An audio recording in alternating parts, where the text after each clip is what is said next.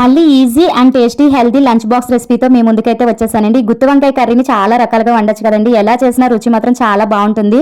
ఇప్పుడంటే వంకాయకున్న క్రేజ్ తగ్గిపోయింది, కానీ మా చిన్నతనంలో పండగైన పబ్బమైనా సరే అరటాకుల్లో ముందుగా ఉండాల్సిందే ఈ గుత్తి వంకాయ కర్రీ అండి. సో ఈ రోజు మన వీడియోలో రెసిపీ వచ్చేసి పాలతో చేసిన గుత్తి వంకాయ కర్రీ. అసలు ఇది పాలలో వంకాయ వెన్న ముద్దలా ఉడికిపోతుంది. నోట్లో పెట్టుకుంటే ఇట్టే కరిగిపోతుందండి. పిల్లల నుంచి పెద్దల వరకు పట్టుకెళ్ళిన బాక్స్లని ఎంటీగా తీసుకురావాల్సిందే. ఇంకా రెసిపీలోకి వెళ్ళినట్లయితే ముందుగా వంకాయలు బాగా కడిగేసి పుచ్చులు అవి లేకుండా చూసుకొని గుత్తులా కట్ చేసుకొని కొద్దిగా ఆయిల్ వేసి అందులో అడగట్టకుండా కొద్దిగా సాల్ట్ వేసి డీప్ ఫ్రై చేసుకొని పక్కన పెట్టుకోండి.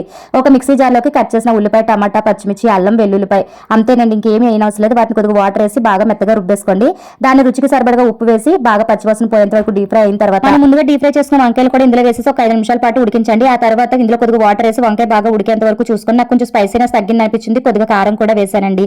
అలాగే ఇక్కడ పచ్చిపాలు, స్వచ్ఛమైన గేదె పాలు తీసుకున్నాం. మీ దగ్గర ఏ పాలు ఉంటే ఆ పాలు వేసుకొని కొత్తిమీర వేసి ఒక 5 నుంచి 10 నిమిషాల పాటు లో ఫ్లేమ్ లో ఉడకనివ్వండి. అంతే. ఒక వంకాయ అయితే ఒక బాక్స్ అన్నం లేపేచ్చండి.